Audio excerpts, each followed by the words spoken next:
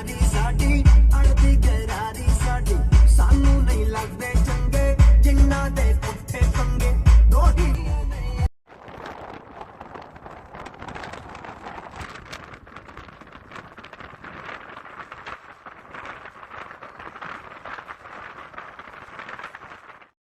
अस्सलाम वालेकुम नाजरीन, क्या हाल चाल है आपके। उम्मीद है बिल्कुल खैरियत से होंगे। आज मैंने सोचा कि आपको सैर करवाई जाए और उसके लिए हमने जगह इंतखाब किया जिस जगह का वो है lake Geneva. Lake Geneva basically Wisconsin state जो कि अमेरिका की एक बहुत मशहूर स्टेट है और अपनी लेक्स की वजह से बहुत मशहूर है। तो ये उसका बहुत ही खूबसूरत सिटी है और इसकी मशहूर लेक्स में लेक जेनीवा जो है वो काफ़ी आप कह लें नंबर 1 पे ही आती है, क्योंकि इस जगह पर गर्मियों में बहुत गहमा गहमी होती है और बहुत विज़िटर्स जो हैं इसको विज़िट करते हैं इन दिनों। और विस्कॉन्सिन स्टेट में मैं आपको बताती चलूँ कि छोटे बड़े साइज़ की मिला के कोई 15,000 के करीब लेक्स हैं जो कि इस स्टेट को बहुत खूबसूरत बनाती हैं। और ये जो सिटी है बेसिकली रिज़ॉर्ट सिटी भी कहलाता है, जिसका मतलब है कि गर्मियों में यहाँ पे लोगों ने अपने समर वेकेशन होम्स भी बनाए हुए हैं। ज़्यादातर तो यहाँ पे ऐसे ही होम्स हैं और इस लेक के इर्द गिर्द बहुत ही खूबसूरत ड्राइव्स हैं, वो मैं आपको आगे जाके दिखाऊंगी, जो कि अपहिल रोड साइड जैसे ड्राइव होती हैं वैसी ड्राइव्स हैं यहाँ पे। और लोगों ने अपने मेंशंस और एस्टेट्स बनाए हुए हैं और वो गर्मियों में आके तो यहाँ पे रहते हैं और इन्जॉय करते हैं। और उनके प्राइवेट डॉग्स हैं, उनके पास प्राइवेट उनकी बोट्स होती हैं और वो इस गर्मियों के मौसम में इस लेक का जो है इस लेक से लुत्फ़ अंदोज़ होते हैं बेसिकली। तो बस अब हम लेक के करीब पहुँच गए हैं तकरीबन। आप जैसा कि देख रहे हैं कितने खूबसूरत यहाँ पे रेस्टोरेंट्स और यहाँ पे शॉप्स बनी हुई हैं। लोग जो हैं इस वक्त चहलकदमी कर रहे हैं और वेदर को भी इंजॉय कर रहे हैं। तो तकरीबन हम लोग जो हैं लेक के करीब पहुँच गए हैं और गाड़ी को पार्क करने के बाद तो फिर मैं आपको बाकी की इस लेक की थोड़ी सी इंफॉर्मेशन दूंगी इस जगह की। और मैं थोड़ा सा आपको ये भी बताऊंगी कि पेंडेमिक सिचुएशन चल रही है और लोग जो हैं उन्होंने वो कितना अमल कर रहे हैं, कितनी एहतियात कर रहे हैं, वो भी मैं आपको थोड़ी सी सिचुएशन दिखाऊंगी यहाँ पे, ठीक है। चलें अब हम गाड़ी पार्क करते हैं, उसके बाद फिर मैं आपको इस लेक की खूबसूरती और इस लेक के बारे में मालूमात देती हूँ।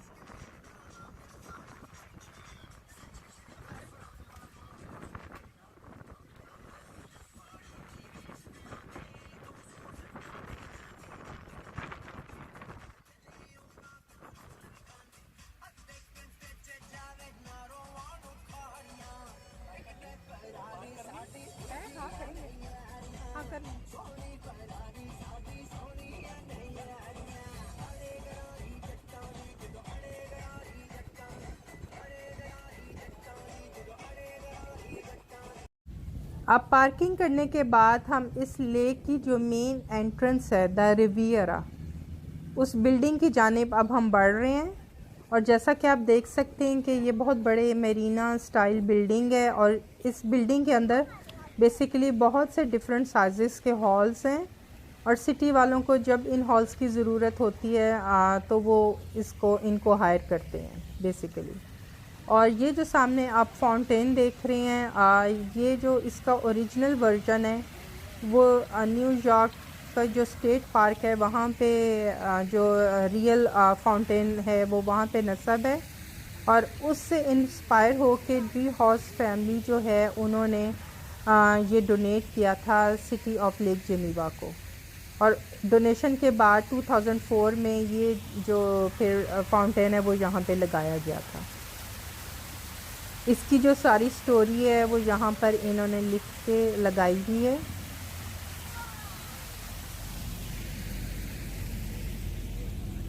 यहाँ पर इस फाउंटेन की जो है वो तमाम स्टोरी आप पढ़ सकते हैं।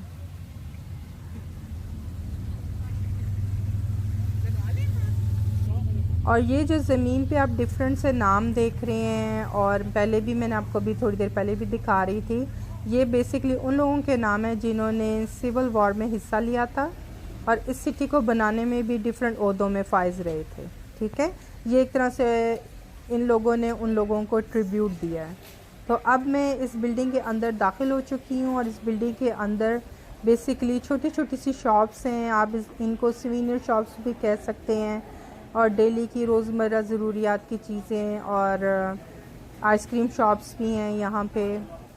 तो जब हम इस बिल्डिंग से बाहर निकलते हैं तो सामने बहुत बड़ा एक डॉक नज़र आता है।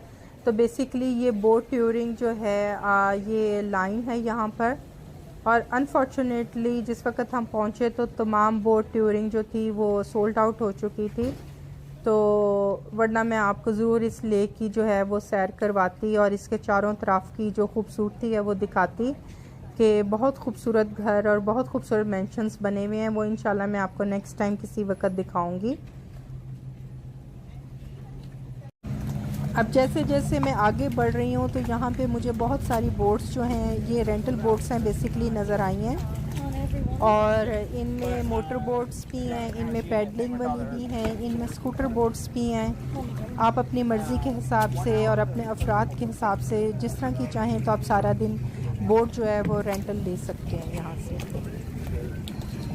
और लेक जिनीवा के बारे में मैं आपको बताऊं कि जैसा कि मैंने आपको बताया कि ये विस्कॉन्सिन स्टेट में है, और विस्कॉन्सिन स्टेट को चारों तरफ से कौन सी स्टेट्स लगती हैं वो मैं आपको बताती हूँ।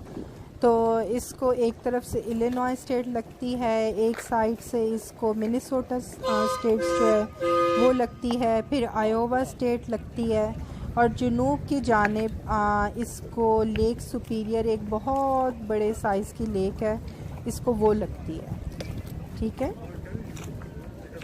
तो ये देखें इसका कितना खूबसूरत नज़ारा, और ये सामने आप लेक फ्रंट जो होटल्स हैं ये इस वक्त आप वो देख रहे हैं।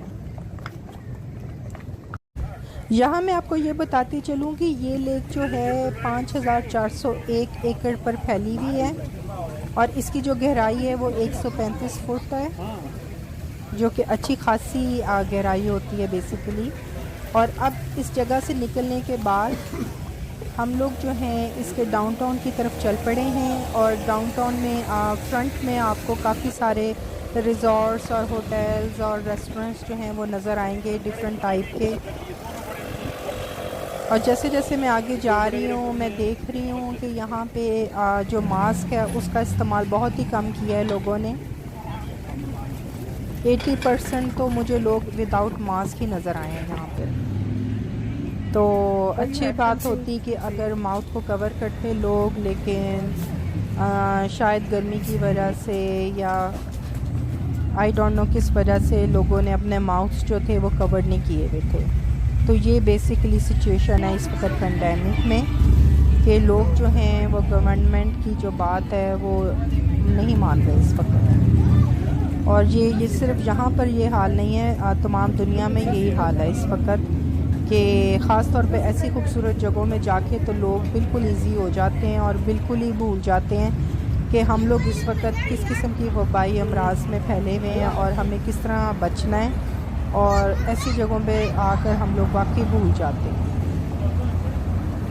और यहाँ पे मैं आपको बताऊँ कि ये देखिए आपको डिफरेंट किस्म के रिज़ॉर्ट्स और होटल्स नज़र आ रहे हैं।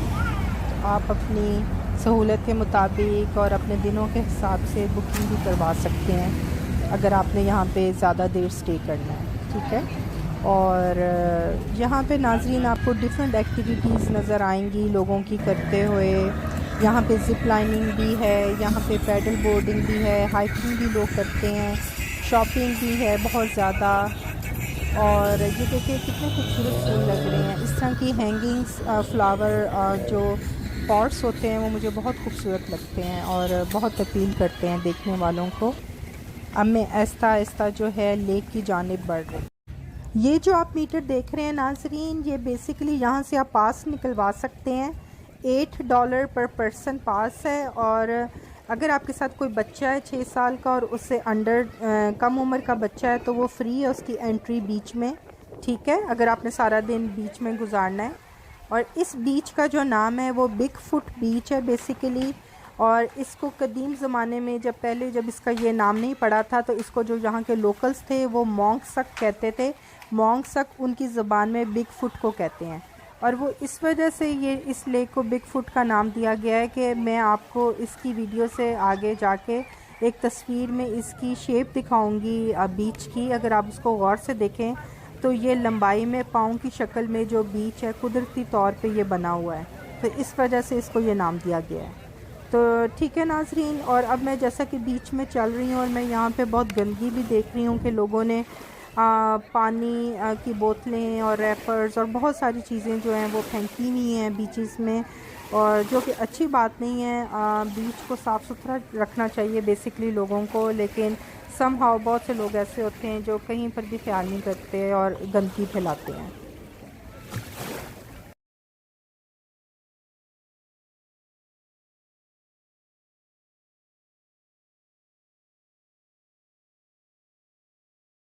इस लेक को स्प्रिंग फेड लेक भी कहा जाता है। इसका मतलब है कि जिस लेक के अंदर बेतहाशा जड़ी बूटियाँ होती हैं डिफरेंट किस्मों की, तो वो बेसिकली स्प्रिंग फेड लेक्स कहलाती हैं। और यहाँ पे बहुत सारी ऐसी मछलियाँ हैं इसके अंदर जो कि हम लोग आसानी से मार्केट में हमें दस्तयाब हैं और हम शौक़ से खाते हैं, जो कि दरियाई मछलियाँ होती हैं, जिनमें बासा जो है, बासा की डिफरेंट किस्म की मछलियाँ इसके अंदर, जो कि शायद रोहू कहलाती है उर्दू में, और ट्राउट भी इसके अंदर है, वो भी बहुत मशहूर जो है वो फ़िश है। अब यहाँ पर नाजरीन हमने आपको इसके बीच का भी नज़ारा करवा दिया है करीब से।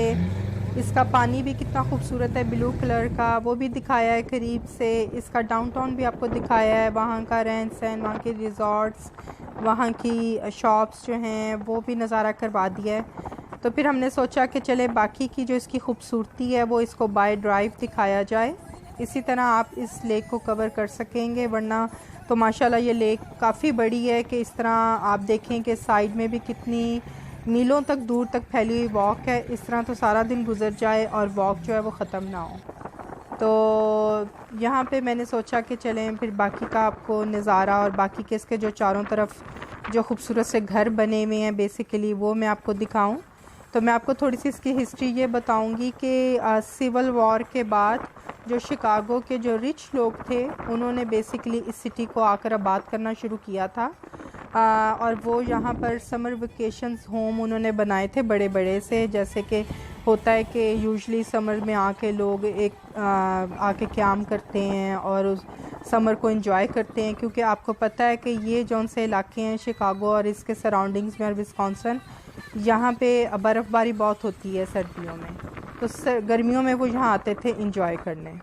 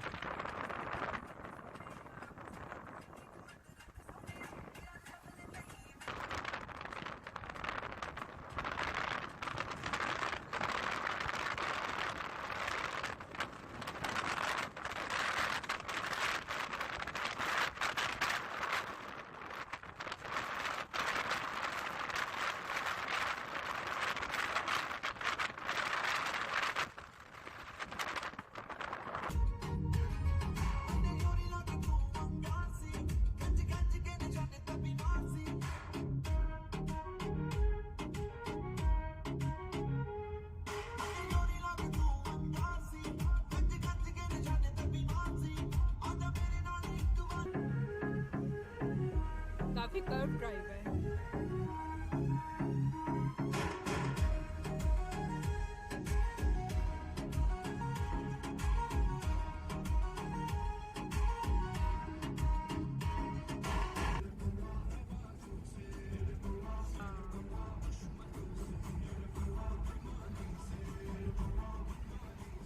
अब यहाँ पर नाजरीन हमने लेक जेनीवा की और इसके सिटी की आपको काफ़ी सैर करवा दी है। उम्मीद है आपको पसंद आएगी।